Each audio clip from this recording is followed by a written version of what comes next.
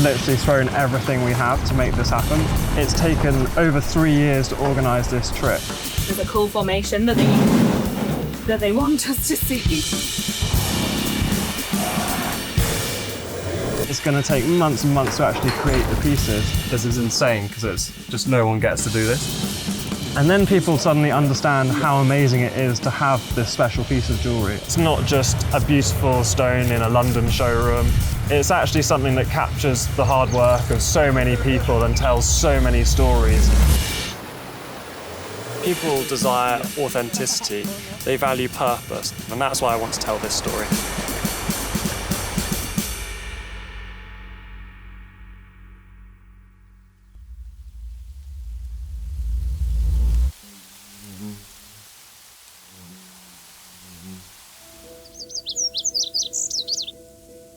So the Origins collection is actually inspired by the origins of Blackacre, and that takes us back to when I was a child. So this is basically, these are all the stones that, I pretty much started collecting stones when I was around the age of 9 or 10. We would travel to the beach or to local streams just on dog walks, and I developed this fascination just with rocks and pebbles that I would see in the water. Their glistening textures, their pretty patterns, the colours, the smooth surfaces. I just really loved how they looked and how the light bounces off them. And what I would do is bring them home, and I bought a sort of tumbler, it's kind of a polishing machine, where you can basically transform the most sort of generic of pebbles into the most beautiful of rocks. And I was always just fascinated not only by the natural beauty of these stones, but how they all so seamlessly fit together in beautiful structures. You'll often see them by the side of a stream, a group of pebbles. They all fit together so beautifully, but within that, there's so much detail. Each stone is different, individual in nature, but together they make up one larger piece. That's the aesthetic and the inspiration behind this collection. Little Sam. So cute.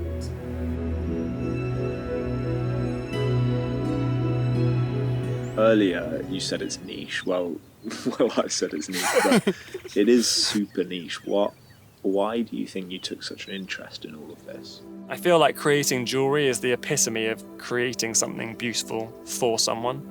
And that is really what sticks with me, and even to this day, what I love about it. I started selling pieces of jewellery online on Etsy. Even just simple ideas like bending wire. This is probably something that I made when I was around the age of sort of 12. Just taking a stone and wrapping copper wire around it to make a really simple pendant. And this is quite sweet. Samuel Stirrat galleries and exhibitions with jewellery on display. And I specifically remember that no one actually bought a piece of jewellery from that. So thankfully, times have changed a bit. We don't have any large-scale investment. I haven't had any family money input into the business. It was started with £5,000 of savings, and we've just grown from there.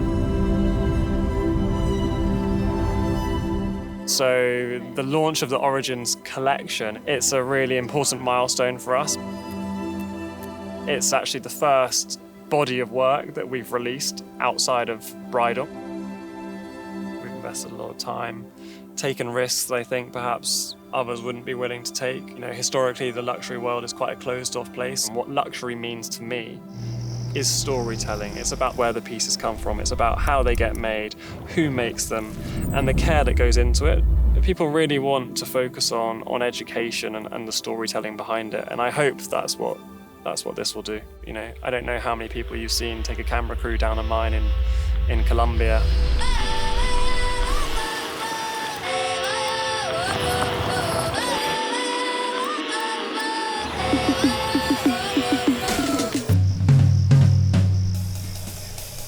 Colombia is, of all the places in the world, probably the most prestigious when it comes to emeralds. It's an exciting country.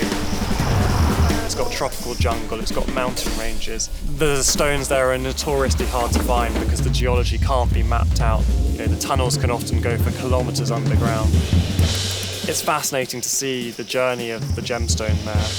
We wanted to build this collection around emeralds, so we flew out to Colombia and linked up with experts CD Tech before heading out into the mountains and the mines to see if we can find some precious stones. My name is Camilo. Wait, would you like me to speak in Spanish or in English? Spanish. Ok, mi nombre es Camilo Betancourt, soy geólogo y ahorita hago parte del CDT como geólogo investigador.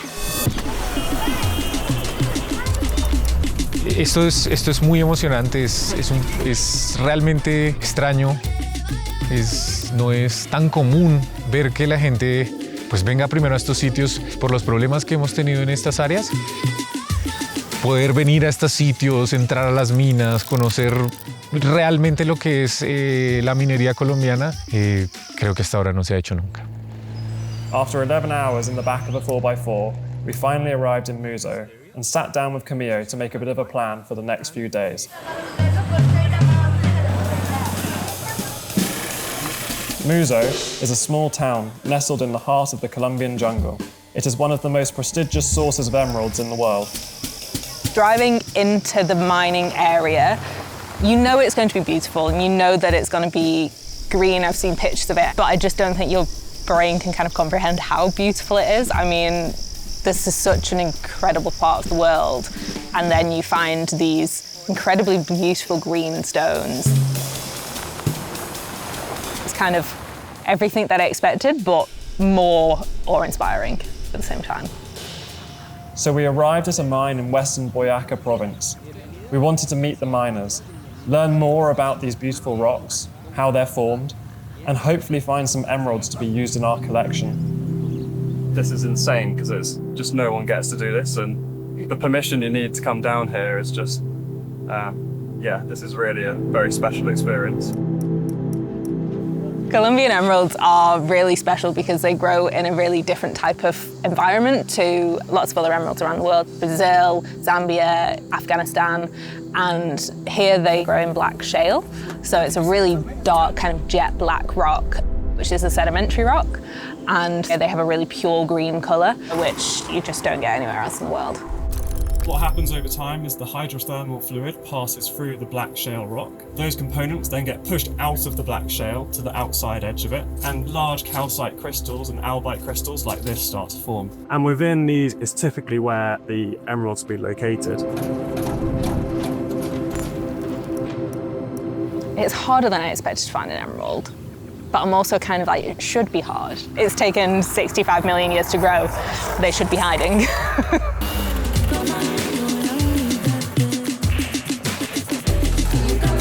Despite exploring numerous mines in Muso and meeting some amazing people, we didn't find any emeralds of high enough quality for our collection. Next was a 250-kilometer drive through the Andes Mountains to Chivor, the other cornerstone in the Emerald Belt of Colombia.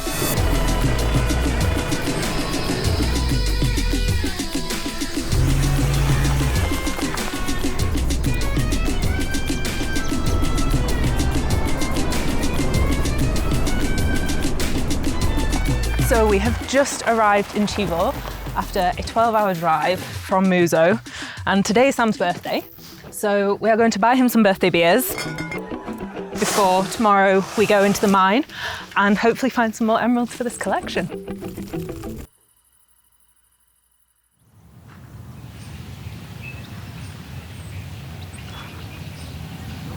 Like Muso, Chivor is famed for its exquisite emeralds, but the rock here is different. It has higher levels of chromium, and so the stones from Chivor often have a subtle bluish hue. It's one of the only places in the world that this occurs, so we're hoping we're able to source some for our collection.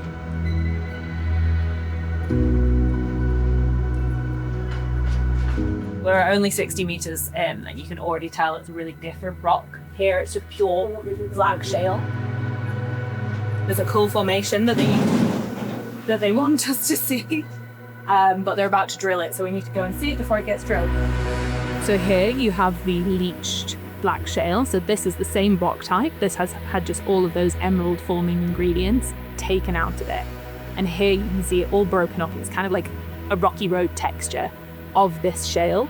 So you know that there's been loads of high force hydrothermal fluids going through here. So there's basically been loads and loads of like fresh, really enriched juice essentially for the emeralds to start growing. So this whole area is a really good example of where there's a high probability of finding some emeralds. Es realmente complicado encontrar esmeraldas. Podemos encontrar toda la geología perfecta para encontrar las esmeraldas, tener los eventos perfectos de mineralización, tener todos los componentes y aún así no encontrar esmeraldas. Es realmente algo único y muy difícil de hacer. Chivor has been fascinating, seeing a different mine, a different geography, yet still no luck in finding the perfect gem. But we're beginning to realise the story here is about so much more than just the stones. It's the people at the heart of this industry that are so often forgotten and not represented. But we've spent time with these miners, ate with them, travelled with them. We've seen how much time and effort they put in, how much they care. And a really important part in all of this is getting to share their story. Don Luis. Ok. La vida como minero no es fácil. El trabajo de la minería es constancia, perseverancia y estar ahí. El nativo, digamos, la gente de acá de Chivor, un 80% de la economía de la población se mueve en torno a la mina de esmeraldas. Es la economía de la gente. No hay nada más. Me ha impactado mucho ver también a la gente que realmente se esfuerza todos los días, realmente buscan cómo sobrevivir el día a día, cómo la gente sigue adelante, incluso ante esas dificultades, ante pasar meses, un año quizás sin encontrar nada, y aún así como ese esfuerzo y seguir adelante hasta que, bueno, en algún momento dará sus frutos y efectivamente ocurre, ayudando a que quizás Colombia pueda seguir avanzando. Lo bueno de todas estas cosas, que venga gente de otro país a ver lo que es la realidad de la minería en Colombia, del esmeraldero más específicamente, es que se cambia como ese estigma de ver al esmeraldero como el malo, como el pistolero, como el malo del paseo, como siempre. Es cambiar como esa imagen de Colombia ante el mundo. Colombia produce cosas muy buenas. Nosotros tenemos buen café, tenemos esmeraldas, deportistas y gente buena, gente calidosa.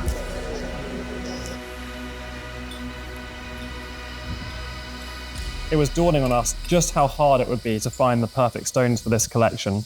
But with new relationships established at the mines, we headed back to Bogota to see what else we could uncover. Once the stones are found in the mines, they're then taken back to Bogota, which serves as a bit of a hub of the industry in the heart of Colombia. And within Bogota, you have everything from rough stones being sold in street markets. You have gemstone laboratories. You also have stone cutters. And it was the cutters we went to first to see what they might have for us.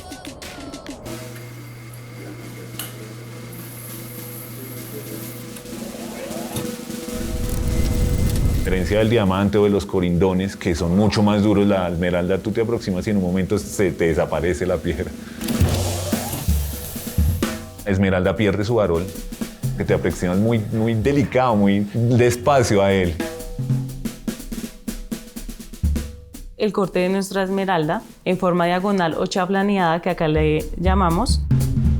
La razón por la cual nosotros cortamos las esmeraldas en esta forma es porque nuestras esmeraldas vienen en forma hexagonal. Aquí realizamos el corte,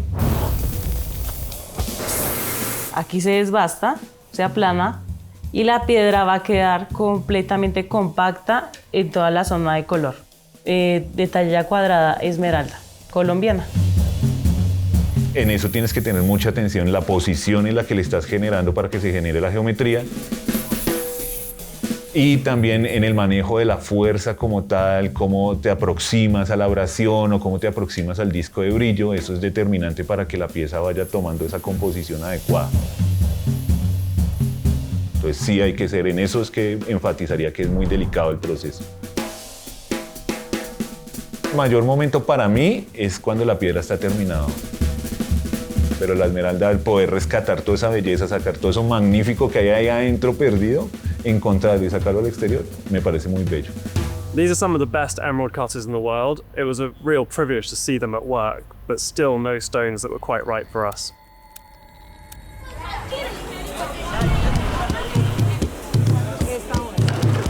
Today we've spent the day talking to lots and lots of different emerald dealers in rough and cut emeralds. We are currently here at the very traditional emerald trading market, so there are people everywhere basically just trading emeralds in broad daylight, which is quite a unique experience. So Sam has been looking at stones for our collection this morning, and the things that we're looking for is obviously the colour of the emerald, but also the clarity of the emerald and how the stone has been treated. So there's lots and lots of different factors that we look for when we're looking at emeralds, which just adds to the layer of complexity to try and build a collection around them. Despite talking with countless gem merchants, cutters and connoisseurs, we've only seen 1 or 2 stones that could be used in the collection. But we press on. Next, it was off to the labs, where the stones get tested and certified. We're heading to CDTech, who are one of the leading laboratories in the world when it comes to specialist emerald knowledge.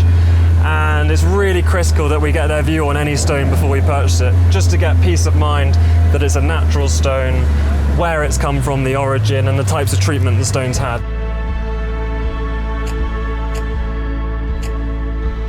Hay muchos factores acá reunidos. Acá se reúne belleza, se reúne arte, se reúne ciencia, se reúne incluso comercio.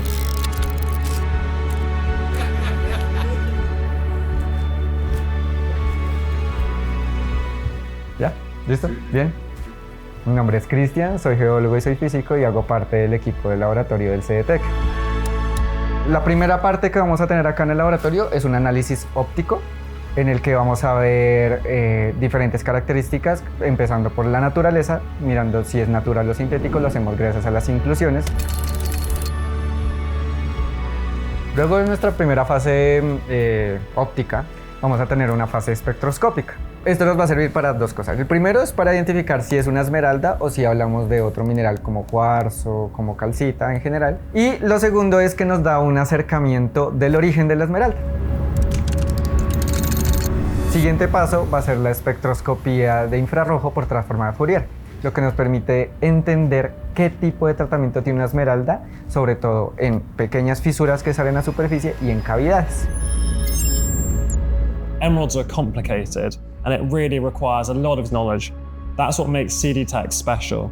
They get called on by experts across the world for this deep knowledge. Luego de todos estos análisis, es que podemos determinar un resultado para cada una de las piedras, en donde podemos decir de dónde viene la piedra, qué tipo de tratamiento tiene, cuánto tratamiento tiene, que van a ser características que van a darle valor a las piedras.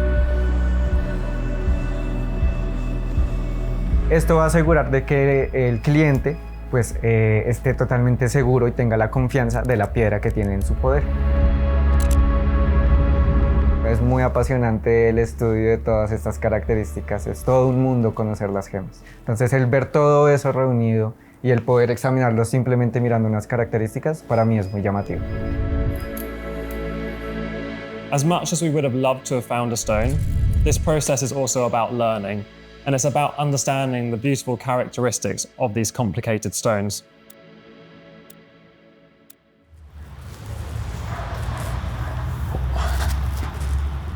So Sam, this has been a long trip, a hectic 10 days. Yeah. How are you feeling? Feeling fulfilled.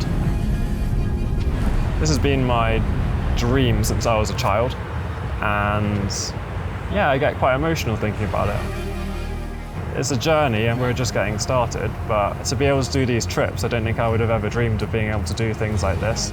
And I couldn't be prouder of what we've achieved here in terms of just learning more about Colombia as a place, but also now having the ability to tell the story of the Colombian people fills me with a sense of pride, and I hope we can do them justice in telling their story.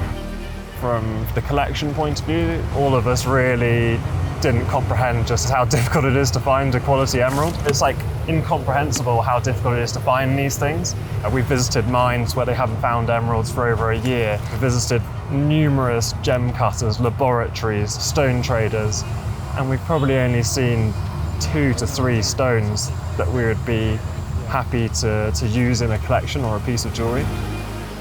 We came here with a bit of an idea of the pieces we want to create. It's dawning on us now how challenging that's going to be, but like anything in life, if it's difficult, it's generally a good thing, and it's going to make these pieces all the more special. Next steps, I think, we'll go home, have some sleep, have a wash, and then straight back to it. I need to sit down with the rest of the team and the designers and refine the ideas a little bit more based on the stones that we have and the stones that we're going to get, and then start to bring this collection to life. Hopefully in 9 months' time we'll be sat down with some friends and clients, and we'll look back on this and go, wow, that was a hell of a ride.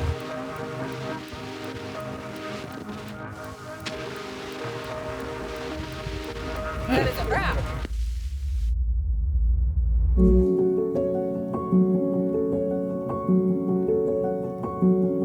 So after months of waiting and tireless back and forth, eventually we located a series of emeralds from Muso and Chivor for the collection to be centred upon. We also sought to create a series of limited edition pieces, each one featuring rare stones sourced from specific origins across the globe. With all of the stones finally in our studio, it's time to sit down with Hannah and bring the visions to life.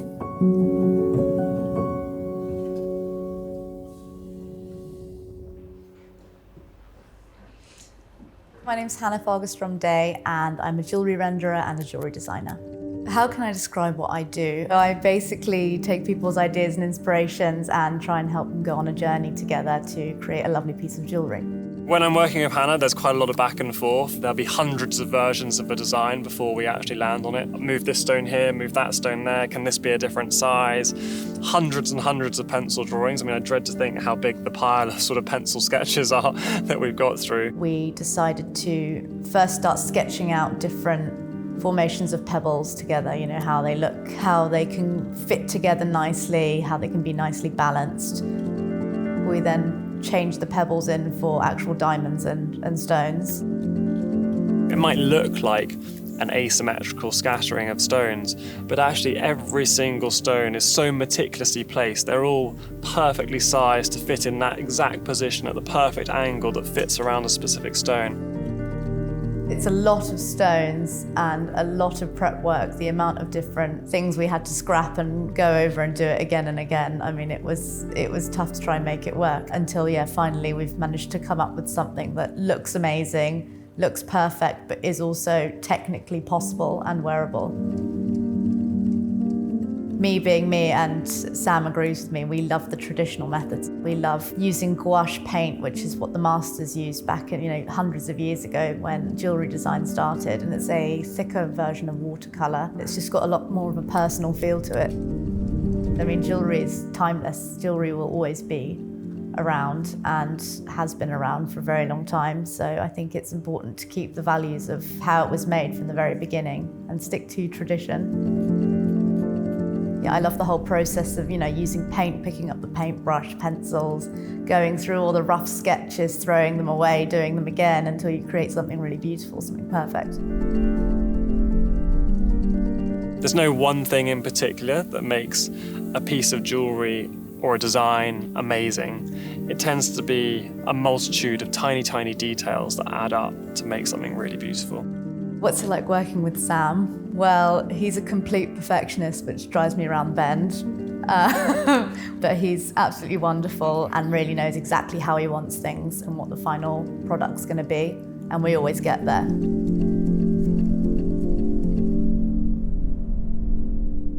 Yeah, I'm incredibly proud of the collection. It looks great. I mean, it's been such a long process to get here, and now I think we've just got the most wonderful pieces of jewellery, and they're really unique, they're special. I don't think I've ever seen anything like it.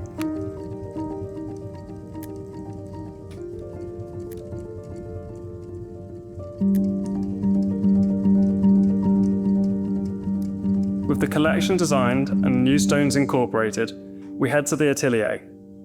This is where things start to get real.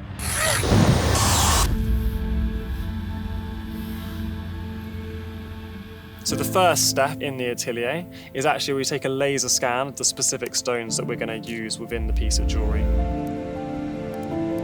And then around this, we then build a technical design, a computer-assisted design, CAD design, which just models out the specifics of that piece.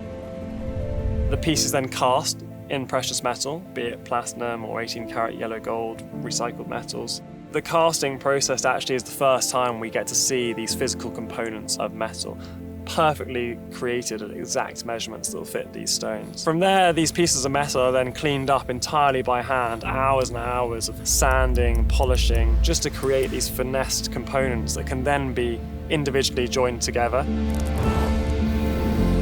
There's a lot of action going on with blow torches and sanding.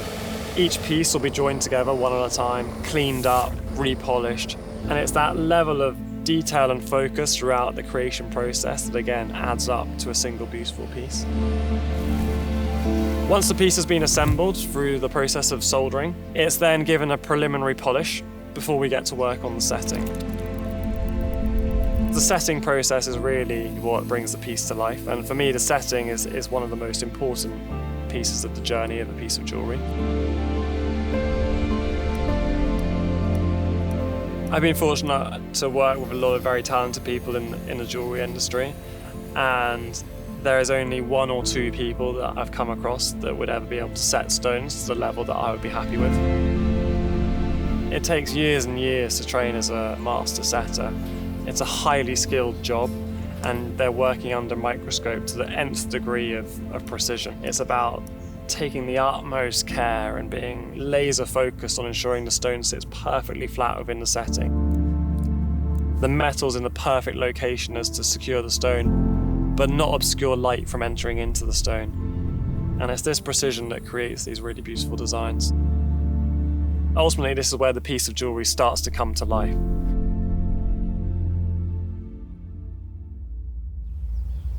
Sam, you've put so much time and effort into this. When you look back, when you think of what it has cost you, I guess my question is it worth it?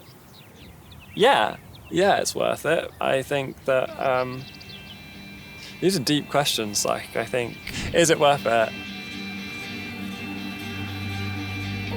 Since the age of 10 or 12, I knew that what I wanted to do was create precious pieces of jewellery for people, and that's what I'm doing. And actually, I think that the highlight of this is actually starting to realise that perhaps, all of those childhood dreams, this is here and now, and just trying to savour that moment.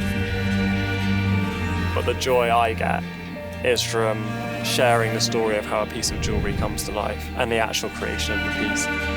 It means so much to me to finally be able to showcase all the people that are connected to the work that we've done, a chance to showcase their story, and I think that it'll be touching for them as well as us to really show people everything that's gone into this. I love what I do, and it's definitely worth it.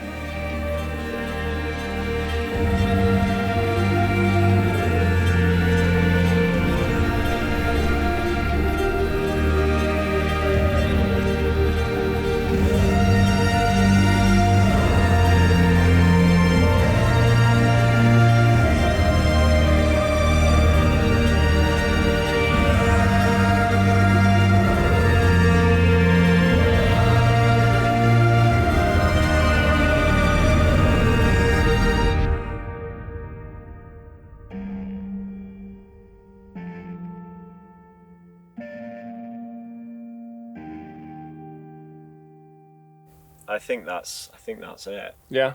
Do you want to say it? As in, I think that's it. No, that's a wrap. That's a wrap. Well, it's not, mate, because we've got to go to the river, we've got to go inside the house. It's never a wrap.